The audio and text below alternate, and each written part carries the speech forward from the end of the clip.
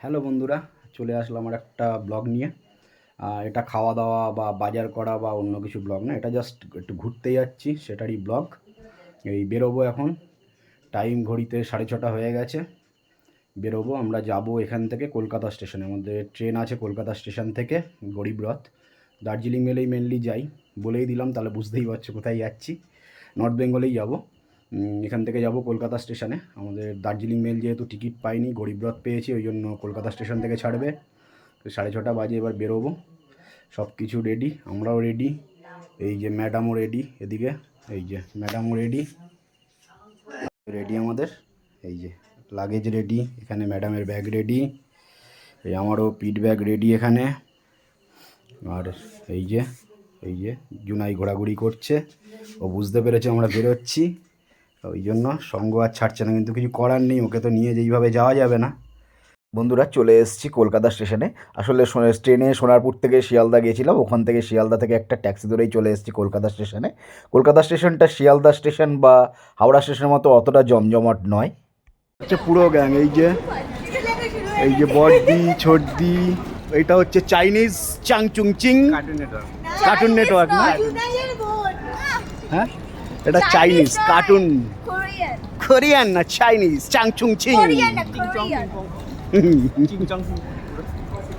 আর এইটা হচ্ছে আমাদের ছেলে বাবাই, হাই। এইবারে এই যে 1 নম্বরের নিচ থেকে নামবো, নেমে ওই দিক থেকে 2 নম্বরে উঠবো। চলো, এই যে আমাদের ট্রেন, এটা হচ্ছে গরিব রথ। আমরা গরিব মানুষ, ওই জন্য রথে করে যাব, গরিবের রথে করে আমরা যাব এনজিপি স্টেশনে।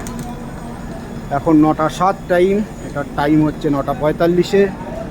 আমাদের কোচ নাম্বার হচ্ছে G12। চলো এগোই আস্তে আস্তে। এটা হলো ট্রেনের কোচ, এখানটা বেশ সুন্দর লাইট দিয়েছে, একটা মোবাইল রাখার জায়গা, চার্জিং পয়েন্ট, একটা আয়না দিয়েছে, উপরে এই যে কম্বল বালিশ সবই দিয়েছে। এটা আগে দিত না, করোনার পর থেকে আবার দিচ্ছে, এর জন্য আগে এক্সট্রা পয়সা নিত, কিন্তু এখন দিচ্ছে। নামে গরিব রথ, কিন্তু অতটাও গরিব নয়, ঠিকঠাকই আছে।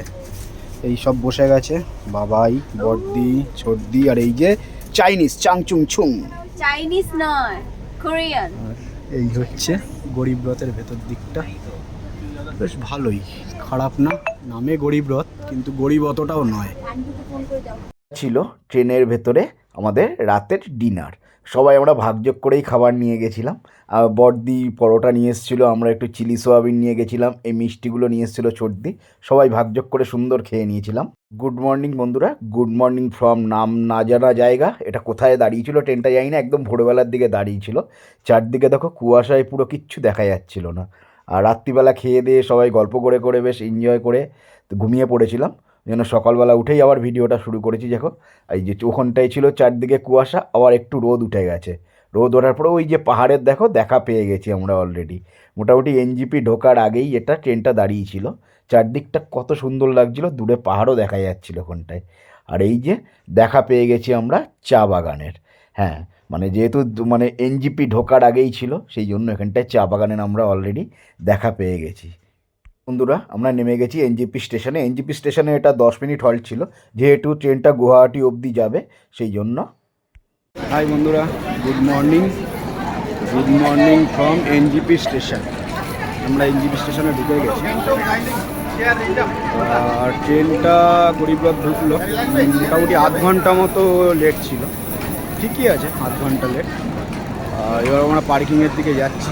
বন্ধুরা, এনজিপি স্টেশন থেকে বেরিয়েই দেখা পেয়ে গেছি এই টয় ট্রেনটার। সত্যি এনজিপি স্টেশন থেকে যতবার বেরোই টয় ট্রেনটা দেখলে মনটা খুশি হয়ে যায়।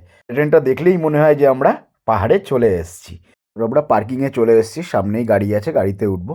পরের ব্লগগুলো তোমরা অবশ্যই দেখো এবং পাশে থেকো, কারণ পরের ব্লগগুলো খুব এক্সাইটেড হতে চলেছে। পরের ব্লগগুলো পুরোটাই পাহাড়কে নিয়েই হবে। আর ভালো লাগলে অবশ্যই লাইক করো, কমেন্ট করো, আর যারা ফেসবুক থেকে দেখবে অবশ্যই ফলো করো, আর ইউটিউব থেকে দেখবে সাবস্ক্রাইব করে পাশে দেখো। টাটা।